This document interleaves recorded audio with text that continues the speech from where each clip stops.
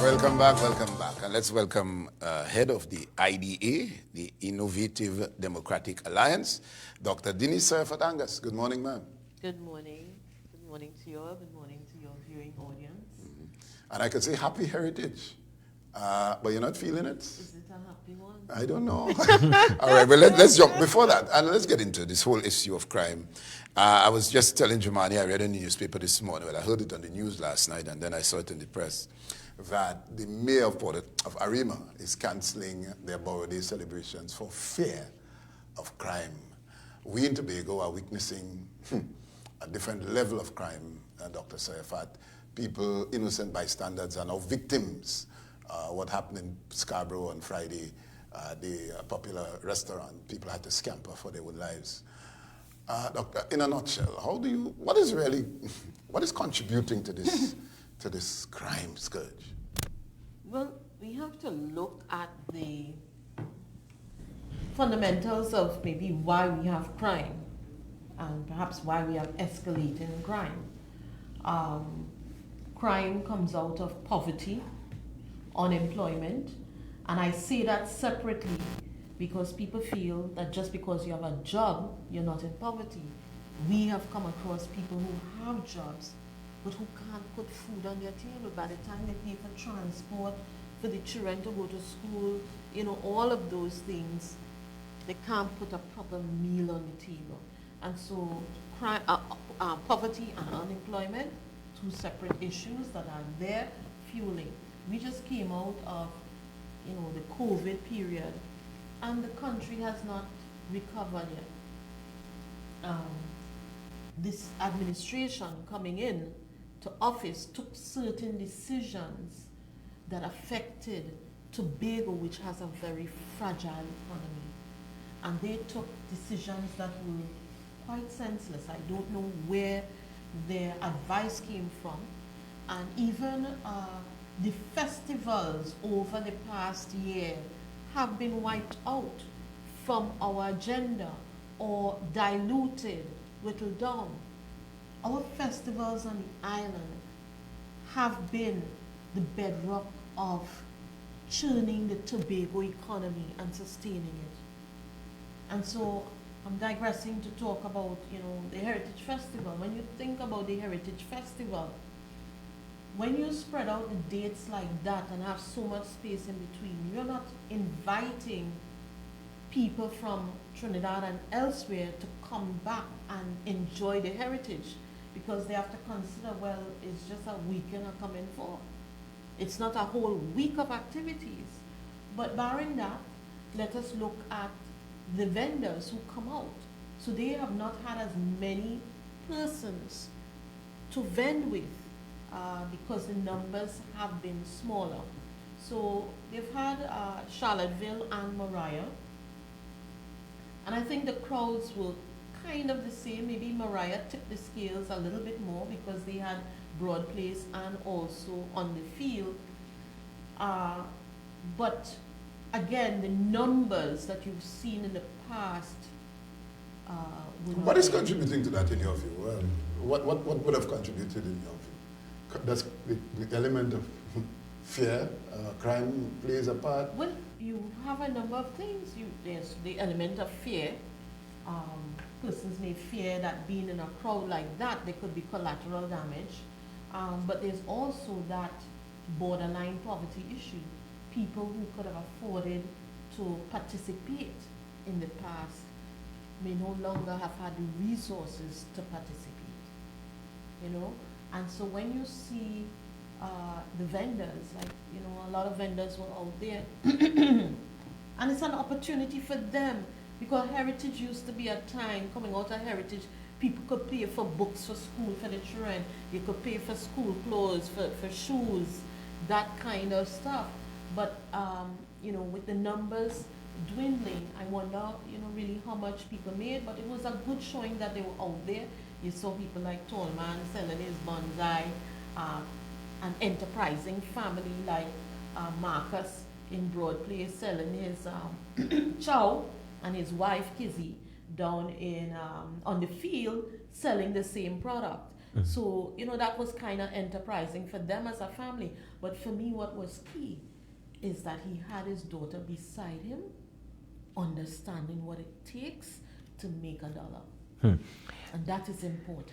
I think there's an importance in doing a feasibility study on the economic impact of festivals on the whole throughout the island. But based on some initial conversations with even some of the business places around some of these events, they would admit that, hey, during the season we don't necessarily make, as contrary to what people believe in, they don't necessarily make any large profit that is directly because of the festivals. But you're speaking about, you mentioned persons not having the monies to go outside in local parlance. So if you're planning to go to Mariah, for example, you may carry your 2 children and your wife or your girlfriend or whatever the case may be, and you have to buy something to drink and so on. And when you consider, hey, time's rough, you may not necessarily go out that particular weekend. But I want to speak to the bigger picture of crime and its impact on the tourism product. Because I know you mentioned Trinidad and the spreading of the calendar and stuff, which is one other factor as well. But are people, in your view and based on your observation, are people so fearful that in addition to not having the funds and budgeting differently, they're not even taking the chance to, I want to zero in on the collateral damage point that you made earlier on. Is it that alarming, Doctor? Well, when you look at what happened recently and what happened in town, of course people are going to start thinking, hey, where can I walk safely and not,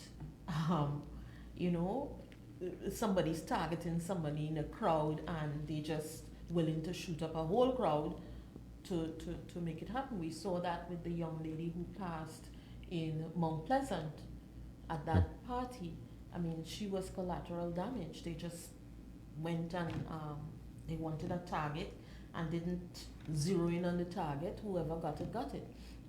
But I want to go back to your point. There have been studies done by Dr. Keith Nurse on the potential of the creative industry. And the challenge we have with persons not seeing the difference is that I don't feel that persons actually document.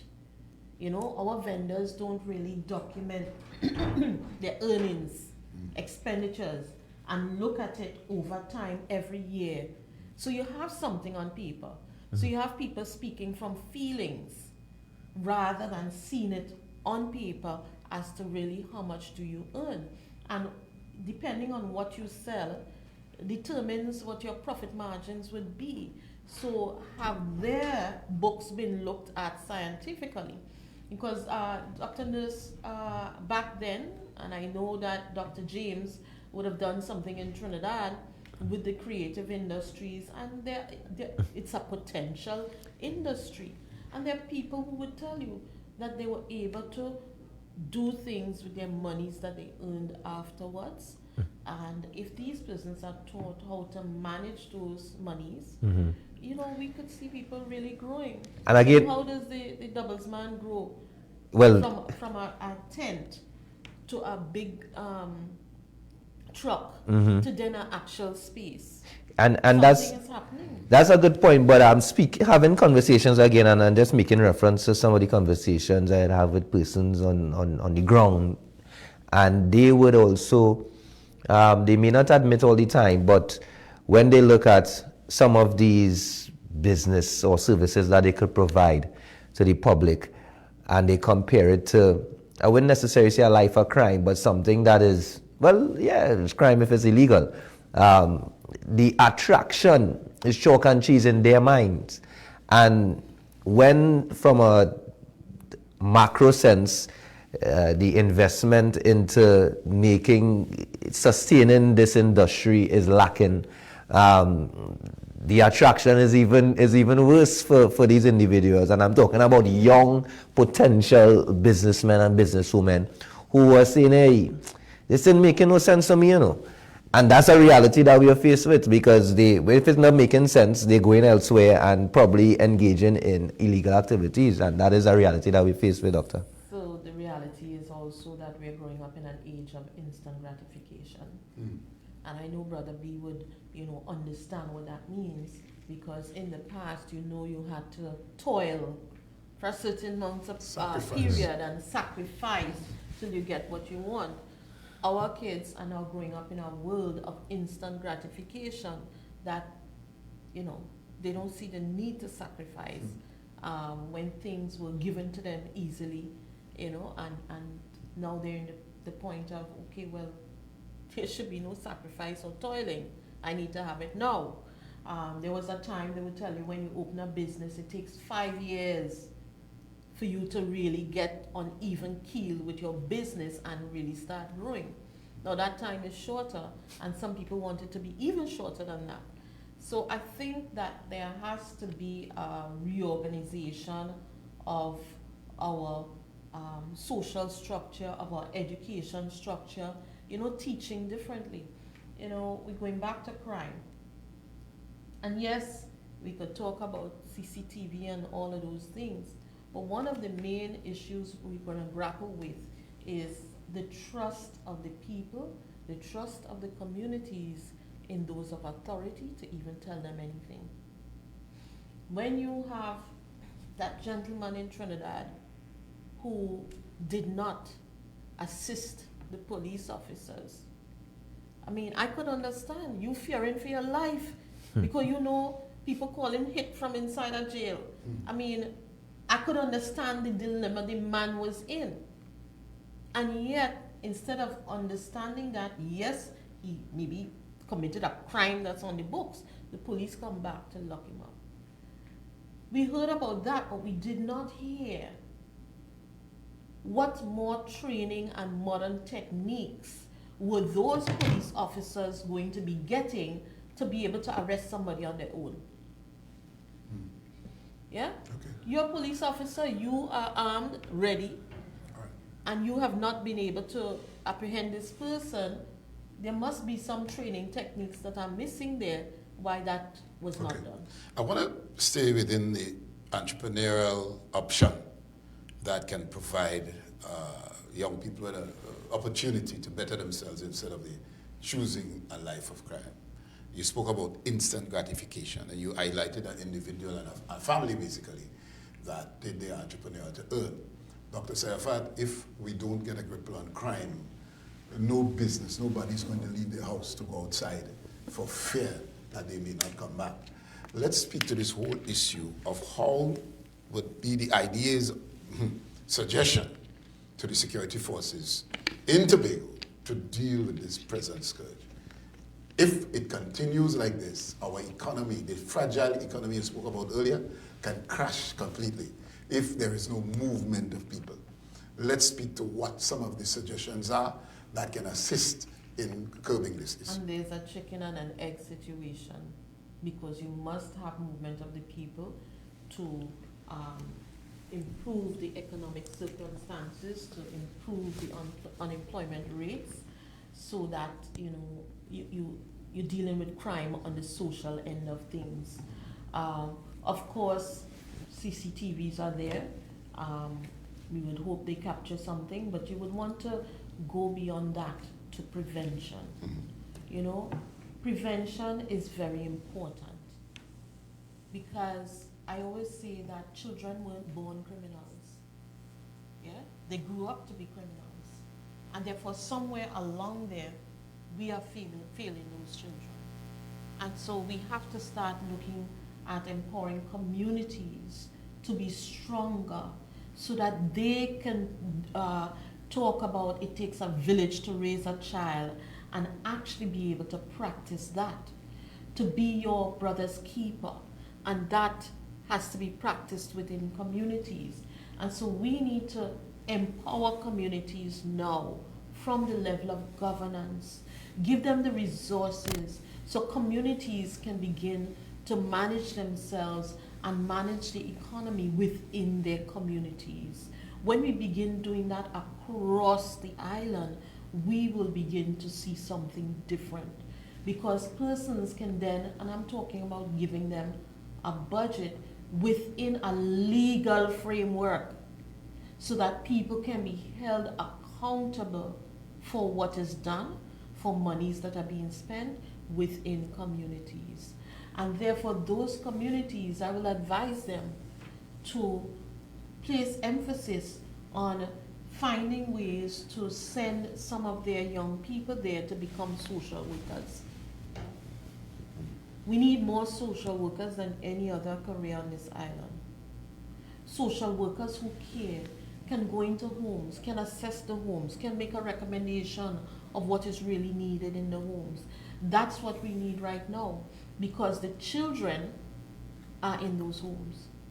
And if we don't have that intervention at that level, people understanding what is missing, what are the gaps, the needs in growing these children, then we continue to grow criminals. This education system has to be changed. Okay? And I would say mash it up and start again. We are failing the children. Why is it a child has to get to 5th form or drop out of school to get there to say, okay, well, you could go to MIC now and learn something? Okay? We have young men who went, recently I heard of young men who went to MIC, came out 9 months later, and there's nothing to do. Yeah? So you're training them, but they come out, there's nothing to do. We need a structured program, just like the YES program. The YES program should not just be for those who coming out of high school, but you have a structured program where 9 months they complete the MIC. You have a structured program where they now go in for at least a year, and you find different areas for them to have an internship in while they're being paid, a stipend for a year, and you're grooming them and helping them to mature into something. Whether they come out of that year and they can manage a business for themselves, or whether they come out and they keep working with the persons who they interned with, that is something that we have to do. We have to start learning to transition our people into different areas. URP is not, can't be the end all of everything. And so those are the things that we need to be looking at. The education system has to start addressing a young man who goes in and says, I want to become a mechanic. Why are you going to put him through 5 years of school, to flunk out, to drop out, to then say, okay, go over there and learn that? Why can't we say, okay, you want to be a mechanic? We teach you that from day one. And in order to be a mechanic, you have to learn maths, English, a second language now, because we know that we have the influx of Venezuelans who have been given registrations, and these children are now going to school. How are we communicating with them? Spanish has to become part of that curriculum, because how are you going to fix the man who comes with his car who's speaking Spanish to you only? Stick a pin, Doc. All right, so we're going to go for the break. When we come back, I want us to, because Jamani would hear an echo from you now that you've heard from me. Every day I come here and speak about why don't we teach the children from primary school these basic things. Because when you're at 18 and you're going to learn a trade, you're late. And so I really like where you are. But when we come back, we further explore what are the options to prevent, and we're talking preventative here. We come back with Dr. Angus. See you after the break.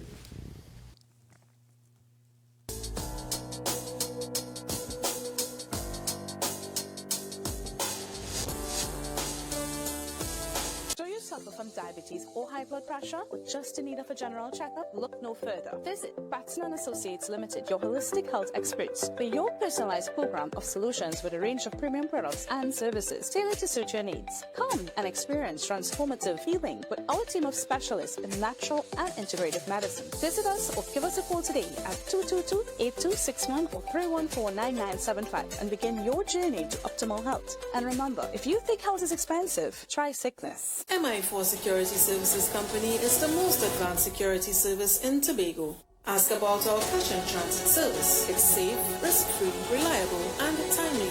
We provide provides safe banking delivery for all business types and sizes with highly trained staff, 24/7 monitoring, coordinated emergency response, and a well-maintained fleet of armored vehicles. Contact us at 660-7723 or visit our website at www.mi4securitytt.com to sign up today. Visit McCorney Home Depot Limited in Richmond in their spanking new and spacious showroom. Get all your hardware needs, building materials, including blocks, steel, cement, and sand, household items, plumbing and electrical supplies, paint, tools, toilet sets, doors, ceiling fans, steel products, and much more. McCorney Home Depot Limited in Richmond. Catering from foundation to finish. Open Sunday to Friday from 8 a.m. Have you visited Tobago Channel 5's Facebook or Instagram pages lately? Well, check them out now for all the interviews and up-to-date news. Remember to like, share and follow for Tobago news and current affairs information at your fingertips.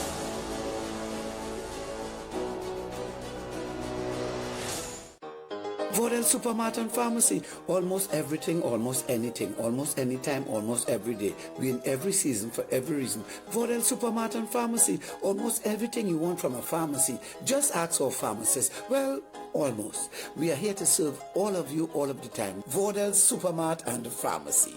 141 Chauvin Road, Buku. Call our pharmacy on 610-7634 or our supermart on 768-0723 and 766-0476. Vodel Supermart and Pharmacy.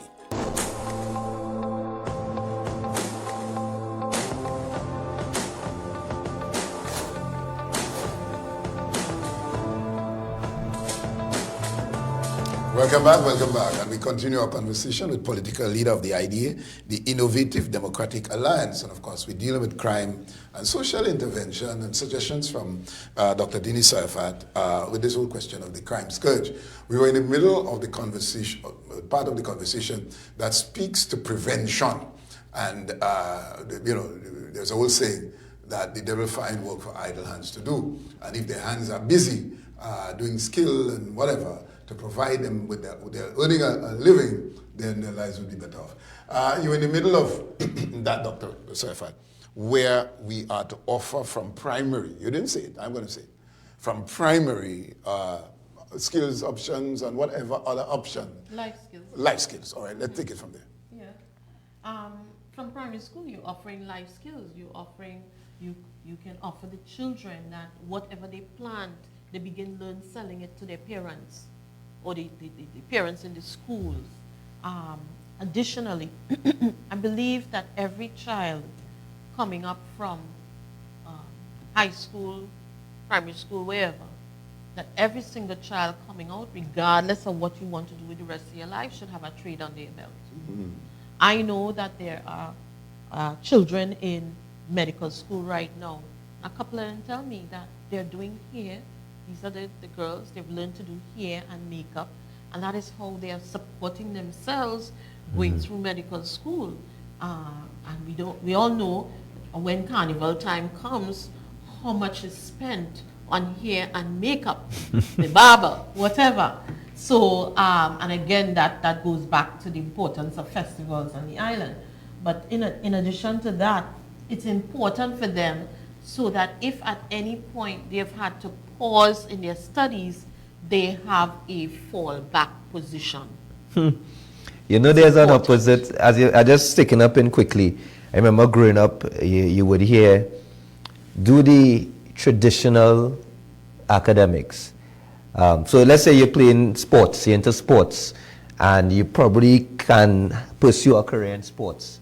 But some parents would be like, nah, you need to fall back on your academics. But now you're saying, do the academics, but have something to fall back on in the form of extracurricular. And it's important because sometimes we come back to the parents and the guardians who may not necessarily see those fallback suggestions as something worthy of spending time or investing in. But I want to tell you that sports should not be a fallback position. Sports is a career. Exactly. You know, and we have to have a dedicated streamline for sports in Tobago. how many times we celebrate the children from, I think it's either Intercol, going to Trinidad. We have a record now where we always go to Trinidad and win. Yeah? But then what happens to those children afterwards? You know, you come back, that's it. How come we have not been able to generate more Dwight York, more, you know, people in different, Yaya Kodna, people in different spheres? How come we have not been able to generate that more coming out of Tobago, given how much sports we go to Trinidad and win at the school levels? Yeah. So it means that there is a gap. The administration is falling down, and I'm not just talking about this administration. Previous administrations have fallen down in this area where we have not been able to get those children to harness that raw talent that was there and get them to their next level. The investment, though, when we look at the investment into some of these career paths, because if we look at from a systematic standpoint, in order for you to get a certificate, you need to have maths, English, and 3 other subjects. And going back to your point about having a trade, are you saying we should go as far as, even in the certification part of it? The trade is a certificate. Exactly. And Yeah. but to be part of that, because I mean, if you're making that investment, because we're hearing talks of the idea of the Tobago-centric curriculum and so on, but if you're making any sort of stride into creating or morphing this new approach to education, you would need to have certain things on paper, and they would also need the support of certain investments to make it a reality. Well, a Tobago-centric education should not be one that eventually debars us from going anywhere we want in the world. Okay? So I would hope it's a Tobago-centric education with an international competitive edge. Yeah, there's a difference. We have CVQ now, and you have free movement of people across the Caribbean with trade, with whatever you have. So you definitely want to back up that trade with, you know, basics. You have to learn English. You have to learn to talk to people. You have to learn some maths to learn how you count your money. Calculate, Maybe accounts to deal with the money. The Spanish, and one more. And if you're dealing with sports, maybe it should be human and learning about the body, the biology of the body, so you could learn about your physique, your muscles, your nutrition. So you do things that complement the main choice career for that person. Not you're doing subjects, and then because of the subjects you're doing, you then choose a career out of that. No, it has to be the other way around. If I am choosing to be a mechanic or a carpenter or whatever, by the way, carpentry involves the most physics ever. And maths. Yes. So you now begin to, you know, whereas somebody can say, why not do physics about? If you want to be a carpenter, you have to learn about angles. You have to learn, you know.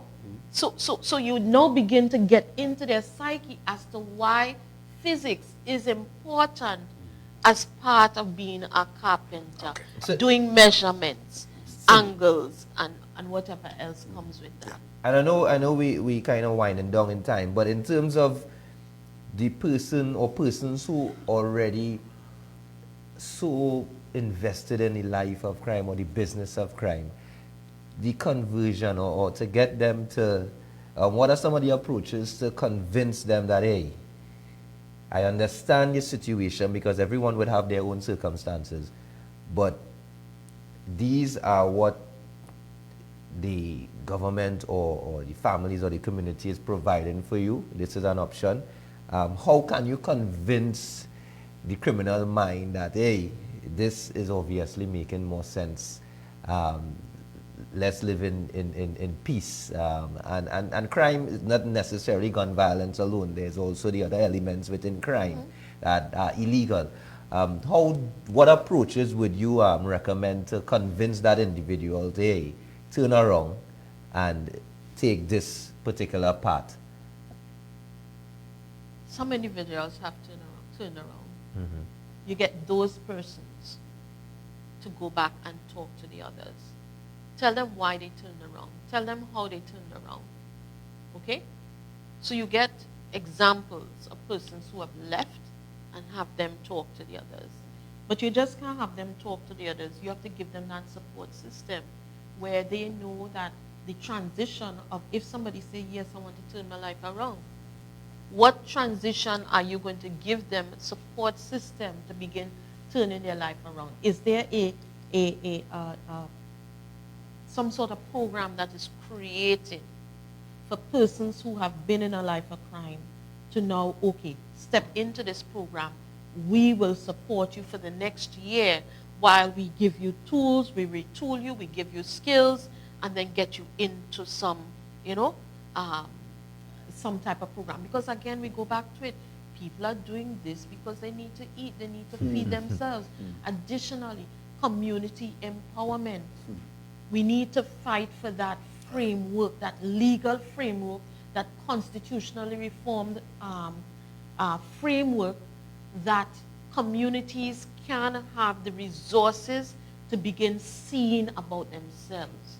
We need to deploy social workers take people from communities, and I'm saying it that way. Get people from communities, train them to be social workers in their communities. Because oftentimes, they know each other. They grew up with each other. It's a cousin, it's an aunt, it's an uncle. They could talk to each other. So we need to get back to that sort of family net kind of community spirit. And, in Tobago, we are fortunate that I think we have not moved too far from those moorings. There's still chance to pull it back from now, but you're really going to need some mature leadership. You need persons with innovative ideas, and you need persons with the courage to step out there and form some of those programs and begin it now. You need to know how to manage the resources you have to be able to prioritize on that. And that is why when I wrote to the Prime Minister in March, asking them about having Tobago be part of the security apparatus, because what the Chief Secretary did was not a legal framework that would get us what we need. Because we're not looking for more policemen and just more CCTVs. You're also looking for that budget, that security budget that comes out of there that can support social programs that are targeting crime-fighting opportunities. Also giving additional support to the already established NGOs in the communities. NGOs are fighting too hard to survive. You should know every NGO, what they're doing in terms of crime prevention, and give them the resources so they can treat with the people closer to the ground. Government can't do this alone. We all have to do it together. I want to really congratulate the churches that are now coming out in terms of the awareness, but I'm saying they need to do more. How are the churches identifying children at risk within their church setting and having that intervention at that level, and not just another blitz of, we walk and we whatever, which is good. You're bringing awareness. Beyond the awareness, how are you making that intervention with that child? And when you identify the child, which agency do you go to have the proper intervention for that child, that family within that church community? Okay, Doc, I want to ask you lastly before you wrap. The IDA and its readiness for general election 2025. Readiness is something that you consistently do every single day until that day. So you're ready, prepared, and ready to execute? We continue to ready ourselves every single day. All right, and you're contesting both Tobago seats? We haven't fully decided that as yet, but the time will tell. Time will tell. Time All will right, tell. great. You have to keep some things in your pocket. I hear you. All right. Yeah? Okay, all right. Time will tell. All right. So, so in closing, dealing with this crime issue, your final appeal maybe. Police, you have to make yourselves available to the communities. You have to go back to your communities and have people trust you. People, you have to not be fearful of talking to your family members, finding out what's going on with them, making an intervention with the children in communities, because that's where we need to go. They are growing very quickly, and if we don't start making the intervention with them now, then God knows where we're going to be in terms of this crime. Crime takes all hands to be on deck, and we have to start looking at the education system. A Tobago-centric system does not, I hope, does not mean one that stops us from, being competitive across the Caribbean and internationally, but certainly we have to look more. There's a deeper issue going on. The government on both sides have to be very honest about the economy with the people. The government in Trinidad seems to be borrowing a whole lot of money. I understand that, where you got a 20,000 limit on your credit card, the banks are now decreasing that to 10,000. That says a lot about where the economy is without the government telling us. And we have to be wise as a people. The economy in Tobago is also quite bad. And so the governments, they need to find ways of involving the people in an honest conversation about where we are at this stage of our lives, and how we can move ourselves. Entertain consultations with the people, and how do they see themselves moving the economy forward, from family to community to the government level. Okay, we got to leave it there. All right. Well, thank you, of course, Doc, for being with us this morning. And, of course, thank you, visitors, or thank you, viewers. As a matter of fact, we have some visitors who also view in the airport and so on. But thank you for joining us this morning. And remember, today is the best day in the year. Every day should be the best day in the year. In fact, my name is Jumani Juby Cox. All right, and so you will join Dijam and I inside Cup of Tea as we take you to the places. And, of course, today we got bay leaf tea. With that, embrace the urgency of today, for tomorrow is a mystery. Whether we sing so long.